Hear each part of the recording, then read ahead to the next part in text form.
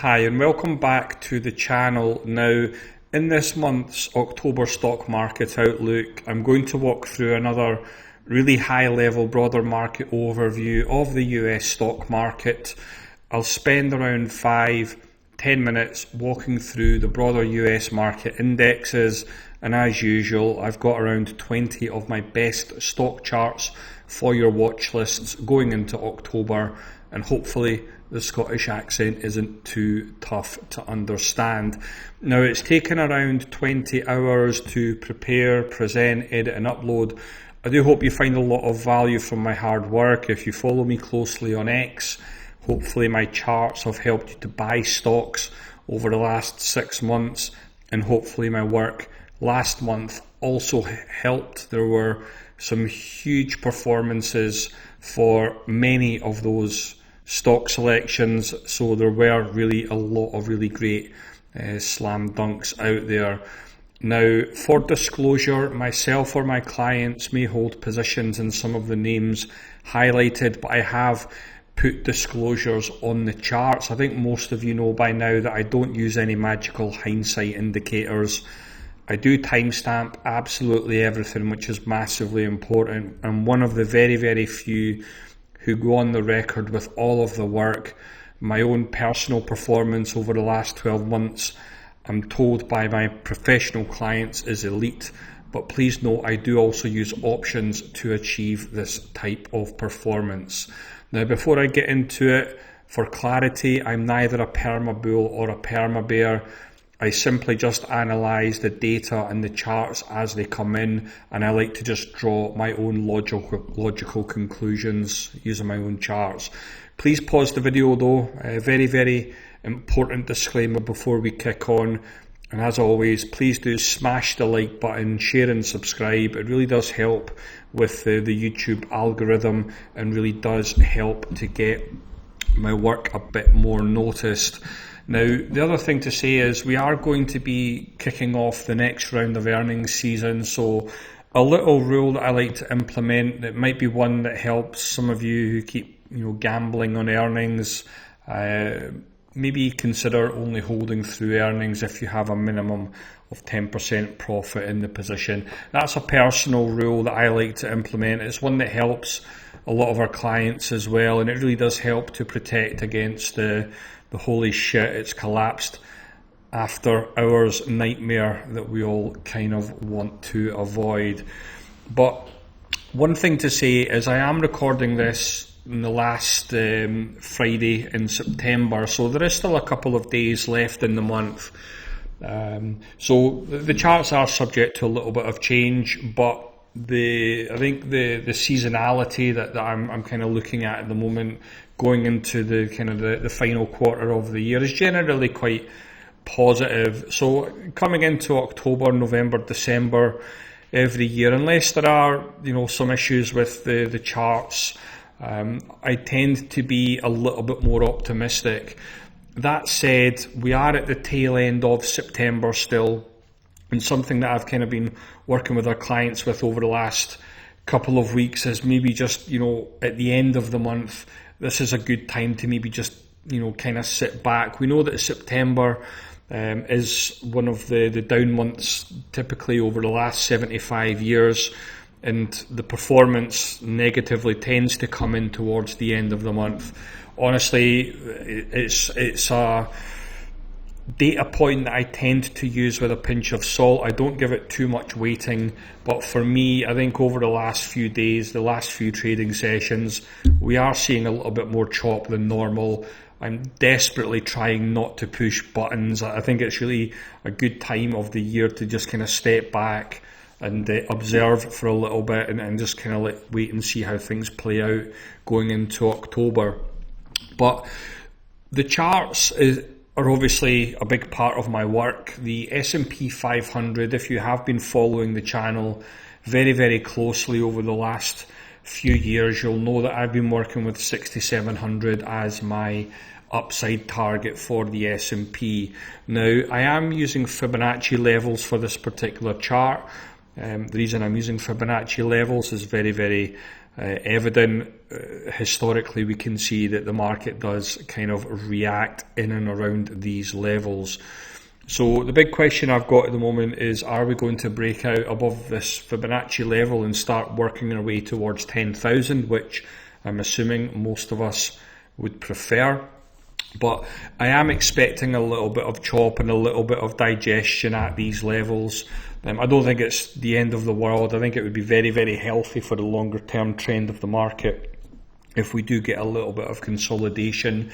What happens at the index level isn't really a big concern for me, because I am a lot more focused on the individual opportunities within the individual sectors and the individual stocks. But obviously a big part of my work is identifying the big broader market turning points. So this 6,700 level is a massive level for me personally. That said, the triple Qs continue to move higher. I would love it more than anything if the triple Qs just keep grinding higher and work our way towards the levels I'm working with up at around 650. The Dow Jones is actually a chart that I think can be used in order to get defensive. So whilst I have already presented the S&P longer term outlook, got the triple Qs, one of the big components of my work is identifying where we might start to kind of get a little bit of selling pressure. And I like to use individual index charts for failed breakouts, because oftentimes what you can find is if one of the major indexes puts in a failed breakout, oftentimes we can see the knock-on effect, and usually it's kind of like a one chart gets the party started. So I'm actually using the Dow at the moment for a little bit of defensive signaling. At the moment, I'm absolutely fine with the Dow. Let me just be absolutely clear about that. We're pushing new all-time highs. The market's very, very bullish at the moment. But like I said, being aware of what could potentially happen if we put in failed breakouts. So I'm actually using the Dow for that. So if we were to break below that kind of 445 level, that would be a defensive signal for me to maybe start thinking about manually exiting long positions, stepping back and kind of seeing what happens. But at the moment, be very, very clear, super bullish on the market. The NYSE composite is also pushing against new all-time highs. Russell 3000, again, we're having a bit of a down week at the moment. It's not the end of the world, but I think most of us have really, really enjoyed the rip, that we've seen in a lot of the riskiest stocks. Small caps, micro caps I'll get into in a little second. But for me, the Russell 2000 has now hit those upside targets. So it's very, very similar to the S&P 500 chart. I'm just kind of stepping back and observing a little bit more this week, just to kind of see if we are going to break out to new highs and start working our way towards the next levels. So for me, the riskiest stocks, I think you can probably expect a little bit more chop and a little bit digestion, especially in some of the names that maybe don't have the fundamentals to back up the technical rip higher that they've all had. So I think, it might get a little bit more difficult identifying the small caps to be invested in. The micro cap chart, again, we are pushing against our upside targets here, still working with the level up around 160 for micro caps. So there might still be a little bit of juice to squeeze there, but just be aware that when we start to push up against these key levels, it does kind of get a little bit more turbulent. But that said, the VIX chart, and I say this every month, if there's one chart I would encourage you to replicate with your own software, is perhaps this one. Very, very self-explanatory. When we get these monster spikes in the VIX, that's a capitulation signal for me. It's been a massive, massive part of my work for the last three crashes. So we are still in the buy zone at the moment, but again, let's see what happens with the broader index charts at those key all-time high levels. The bond market, however, continues to be an absolute disaster. it's been dead money for years. I've got a lot of professional clients that are desperate for me to put out bullish calls on it. I'm not there. I think for me, if you are looking to take a long position in bonds, I get it. You know, you're going back to the levels dating back to 2000, but a solid technical signal for me would be a little move below these levels followed by a rip higher. There's a massive short interest, as we can see, up around 22% short interest. So when the bond market does catch a bid, that's going to be really one to be having some kind of allocation towards, but we're not there yet. There's nothing really in the bond market that says we're about to rip higher from here. Gold, however, continues to make new highs. Again, we've just been blasting through our targets over the last couple of years. The target that we're working with is still up around 5,000. And I did cover silver last month as well. For me, it's been the obvious catch-up, I think, relative to gold. And the levels that we're working with silver here are still up around $50. Now, that said, if you are still here, it tells me that you're getting a lot of value from my hard work. So again, please do smash the like button, subscribe, share with your social media followers. I am about to get through a lot of individual stock selections, so I think these are a lot of really good names to add to your watch lists. I do have a fundamental overlay to my charts. I do try to find the best companies, especially when we're talking about growth names. And again, it's not just stocks that are making new highs. I do like to find those beaten up gems, which again, I think a lot of our clients value as well. But that said, NBIS, if you're not aware of the fundamentals that are kind of behind this one, they're doing massive deals with mega cap tech now. The market cap is only around 26 billion. There is a decent little short interest there, around 6.5%. It's one of our highest conviction ideas at the moment, from $70. It does seem to be moving through levels nicely. A little bit of a wobble the last couple of days, but again, if you're familiar with how trend following works, it's all about systematic process. So I do still like NBIS very much. One of the beaten up names, UnitedHealth Group.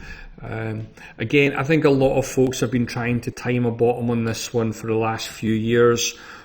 For me, when looking for tradable bottoms, I'm not overcomplicating it, folks. I do like to kind of look for these bases developing, whether you're into chart patterns or not. It's really immaterial.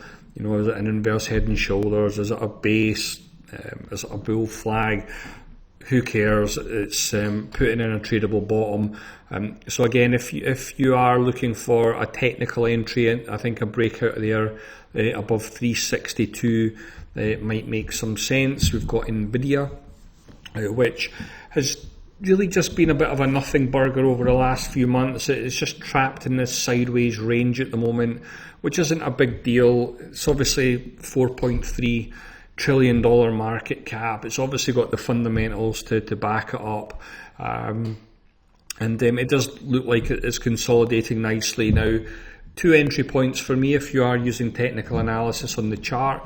Me personally, with mega caps, I don't like buying all-time highs. I do prefer buy low, sell high opportunities. So I think if we do get any kind of pullback to this 163 level, then that's an obvious point for buyers to step in. But that said, if it does break out to new highs, I'll probably take another position in Nvidia. So yeah, the chart looks super bullish at the moment, but again, caution, what happens at the index level will obviously dictate what happens at the individual stock level. AMD, on the other hand, as well, it's been a buy low opportunity over the last few weeks. It is kind of range bound at the moment, at the low end of the range, but there might be a breakout opportunity there above 165. Again, AMD is just one of those names that I tend to gravitate towards. It's been a massive gainer this year.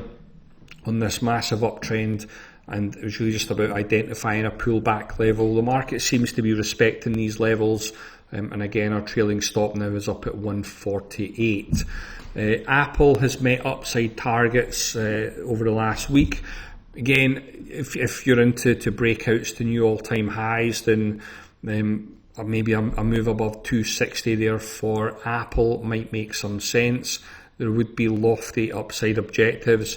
Again, I don't find these types of companies terribly exciting. They're more slow and steady wins the race nowadays, I think. But I do like them when they're beaten up, which is why I look for these technical entry points lower down. A name that I've had come onto my radar over the last month. Now, just to be clear with Cipher Mining, we've just met our upside target here. Now, they've announced a couple of deals, and they've also announced an offering in the last 48 hours as well, I believe, which is why the stock was down, I think around 15% a couple of days ago. I think the pullback probably represents opportunity, but I'm just kind of watching to see how far the pullback might potentially go. It's simply stalling at logical levels. And again, there's a lot of hype with this company as well. So if it can break out to new highs above $15, there is a massive short interest on it. They're announcing a lot of positive deals, etc. So it wouldn't surprise me to see that get a little bit squeezy on the shorts. Amazon, again, just preparing, I think, for buy low, sell high opportunities. If we are lucky enough to see Amazon pull back to $200, then that would be a very obvious buy point for me personally. But again, if you are into breakouts to new all-time highs, then perhaps Amazon above 240 might make some sense. But I think with a thing like Amazon, it's one of those no-brainer stocks, isn't it? I think most of us have got exposure to it one way or another, maybe with ETFs, etc. But yeah, for sure for me, Amazon has two very, very clear buy points there. Palantir, again, I've been covering this one on the channel for feels like the last 18 months. Again, we've just met an upside objective there for Palantir on the buy low opportunity, and if it can break out to new all-time highs, then we are looking at targets there up around 275. They do seem to be announcing new deals constantly.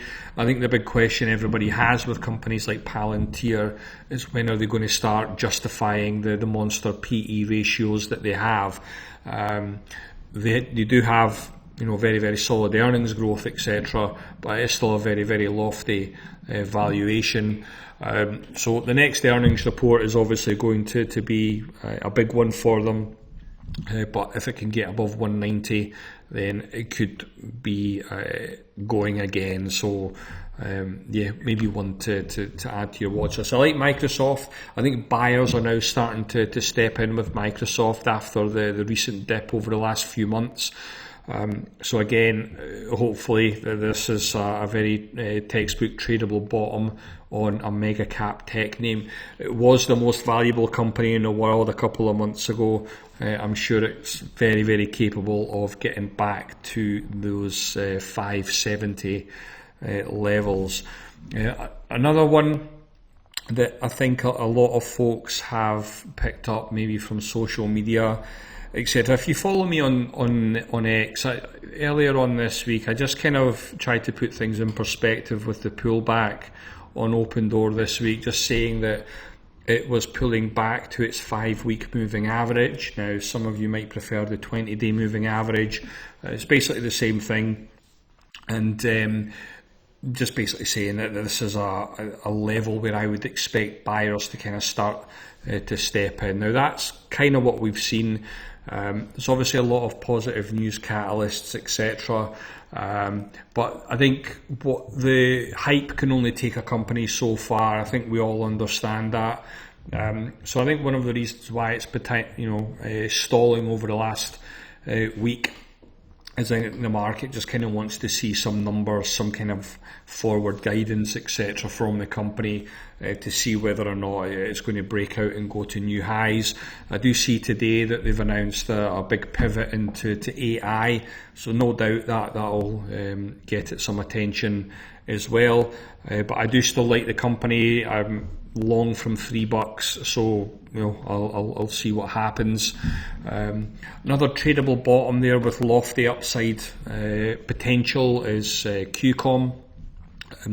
For me, it's been a bit of a messy kind of uptrend over the last few months, but technically it does look like it's kind of putting in that kind of base that I'm looking for there. So potentially QCOM might be one to keep an eye on over the next few weeks. Same with Fortinet as well.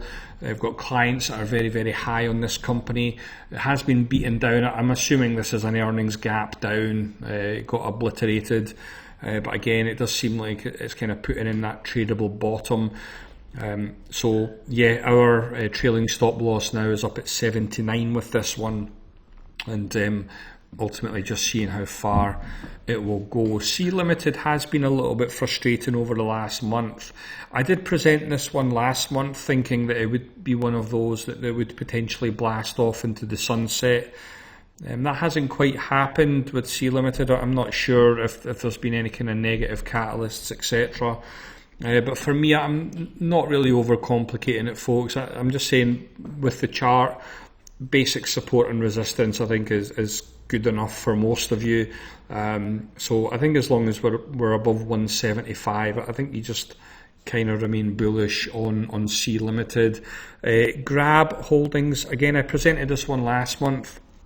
On a personal note, I had a couple of really good options trades in this one in September. It has pulled back a little bit here, but again, can't really overthink it. It's just a little bit of digestion of gains. It's breaking out to kind of not new all-time highs, because I think all-time highs are much higher. But for this leg of the trend, it is making new highs, pulled back.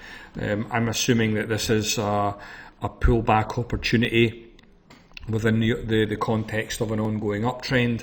So it would not surprise me in any way, shape or form to see buyers kind of step in and to go and test those recent highs as well. Roku is now kind of playing around with these AV WAP levels from its previous all-time highs. Again, very, very frustrating stock to own over the last few years, especially considering it was up around $400-500 at one point. It's been absolutely cremated, and it does look like it's now trying to put in a kind of tradable bottom. Don't know if it kind of has the fundamentals behind it to see it kind of get back to those previous high levels, but yeah, I think if it can kind of get that push above $100, then maybe Roku is worth adding to your watch lists. American Eagle, again, over the last couple of months I've been covering this one. I think we all appreciate Sydney Sweeney's work as much as the next person. But yeah, it's had a monster reaction to earnings over the last few weeks. And it does look like it's just consolidating nicely. The upside target that we're working with there is up around 26. But what I would say is that obviously, like, it's got a reasonable PE ratio, etc. There's nothing really, it's not overly valued, etc. But again, if the market does kind of decide to shit the bed a little bit, there's nothing wrong with managing it a little bit closer and maybe having set stop loss levels, etc. I am viewing it and interpreting potentially a bullish flag pattern, but again, let's see. The upside target, like I said, is up around $25-26. Palo Alto Networks is pushing against previous all-time highs. Now, this is a longer term monthly chart. I do like the kind of monthly and weekly views better than I do the minute time frames that a lot of the day traders like to use. I much prefer using the levels that the market respects. And for me, it's a very clear Fibonacci chart. I think if it can break out to new all-time highs, then there might be some potential there to take another leg higher. Again, the market cap's only 135 billion, and could it grow into the valuation? I know that the 125 PE ratio is a problem for many, but next earnings report could bring that number substantially lower. And I think new all-time highs might make some sense there. Jumia, I wanted to provide an update on because I have been covering this one on social media for a few months now. Just for complete transparency, this is still an open high conviction idea for us. It's just been motoring through the levels.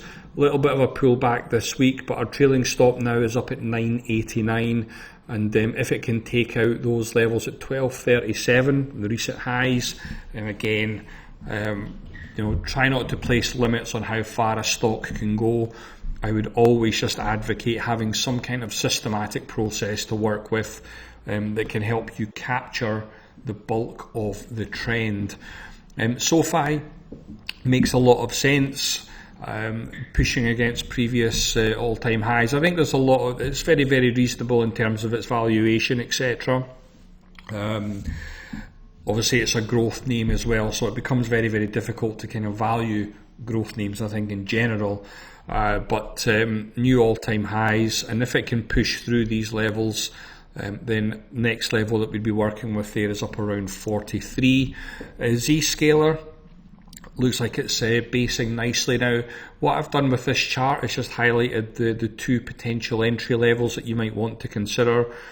Previous all-time highs are very, very logical targets, I think, in this particular case. So again, I think Zscaler is worth adding to your watch lists. Again, Snowflake, another one of those tech companies that if it can break out to new highs for this leg of the trend, I think, again, longer term targets, these pivot levels dating back to it's like COVID times back in 2020, makes a lot of sense there as well. Uber is a very, very frustrating stock, I think, for many at the moment. I've had a couple of trades on this one this year that got a little bit frustrated with. It's a very, very choppy uptrend, especially over the last 4 or 5 months. It's just been an absolute mess, but it is kind of grinding higher a little bit, and I think $100 is a big level for any stock. So I think if you can get that kind of confirmed close above that $100 level with conviction and maybe with volume, then there might be a technical trade to be had. But obviously it's Uber, super safe company to own, etc. I know there's a lot of headaches at the moment, with the Waymo thing, with robo taxis at Tesla, etc. But just keeping things technically minded, I think a close above $100 there for Uber makes sense. Shopify's had a bit of a pullback over the last couple of weeks. I think you can remain bullish on Shopify. I'd like to see this level around 125 hold as support. The longer term target that working with there is up around the previous all-time highs, up around 175, 180. So again, I think it's worth adding to your watch lists. I did cover Tesla last month, just highlighting the possibility that we were dealing with a massive cup and handle pattern. That kind of looks like it's playing out. So just to kind of clarify that the target that I'm still working with there is up around 485. So again, congrats Tesla holders. I know it's a divisive stock. I think a lot of folks hate Elon. I get it. But we're in it to make money. We're not in it to complain. And I think that 485 level makes a lot of sense. Another one I want to kind of bring into focus is maybe a company that not a lot of folks have heard of, Latin America, NU Holdings. Very, very strong stock. It's, again, a stock a lot of my clients, especially in Latin America as well, are very, very high on. It's recently just met upside targets, and I'm looking at this potential for a breakout to new highs over the coming weeks. Again, to reiterate, market dependent, and what happens at the index level will be key to absolutely every chart that I have prepared for you today. But if you are still here and you're wondering who I am and what it is I do, there is a link in the description, so feel free to go and jump on to our website at honeystocks.com. All of our transparent timestamp work is all laid out. I only use my own charts and my own data, and just to kind of show you what our memberships provide, all of our premium work, which is analysis every single weekend with all of our best charts and also our weekend hot list, provide access to all of our highest conviction investment ideas. I will show you what that looks like in just a little second, and it also includes access to our midweek halftime analysis as well. We provide access to our wonderful trading community, highly intelligent professionals, investors and traders from all across the world. Provide access to all of our chart books, which cover all of the most liquid stocks, ETFs and commodities from across the world. And if you are someone who is new to technical analysis, I also provide access to our complete technical analysis program. I used to charge a lot of money for it, but now I just include it with all of our memberships. But just to kind of show you what all of our timestamps and high conviction ideas look like, this is our recent idea that went out for SoFi, which made upside targets. AMD, which I covered a few minutes ago in the analysis, has been an absolute monster. Again, one of those tradable bottoms I look for. Palantir has been a monster over the last 18 months. GE Vernova has been an absolute monster. Nvidia, absolute monster. UnitedHealth, recent idea that went out. Hopefully you can see from my charts that I do kind of keep things really clean, and the feedback I get from my clients is overwhelmingly positive. Like I said, I am one of the very few who go on the record with their work and the performance of that work. The ideas for 2025 so far, I do have a very quality over quantity approach. I'm not spamming your email inbox with 5 trade ideas a day. It's usually 1, sometimes 2 a week. But I've logged every single high conviction idea I have ever put out to our clients over the last 7-8 years. It's all published on our website.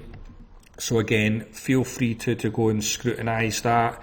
Make sure that the types of stocks that I like to recommend are the types of stocks that you gravitate towards. I think my work is good for those that have a mid-term approach. If you're looking weeks to months out, if you're trying to get away from day trading because you've figured out that minute time frames and 100 technical signals don't really work, maybe you're looking to just build a systematic process. Maybe you are too busy with work, life, family, etc., and you want to be part of a really successful community who produces the best ideas, or maybe you're just sick of hunting around social media and you just kind of want to have that community. Maybe my work would be a good fit for you.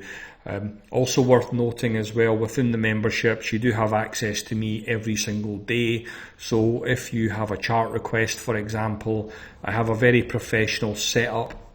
I have my own app and you can just ping me a message, and I generally have a response time of a few hours. So if you want a second opinion on a chart, you have me at your fingertips on a daily basis as well.